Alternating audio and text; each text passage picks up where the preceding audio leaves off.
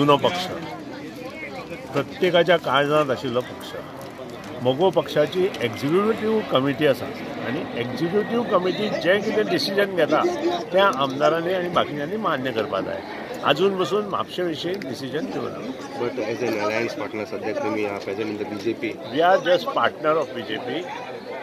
So whatever executive committee takes the decision about contesting any by-elections in any of the constituency, we all MLAs abide by. Partner. एक alliance आमी केल्लें गोंयांत आनी alliance सरकार घडयलेलो आहा under Manohar Parrikar.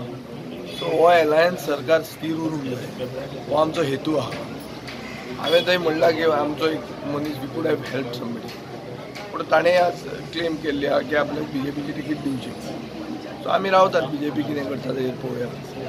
पूण bye end large स्थिर सरकार उरपा खातीर डिस्टेबिलायज ना करपा खातीर आमचो फोकस आसतो.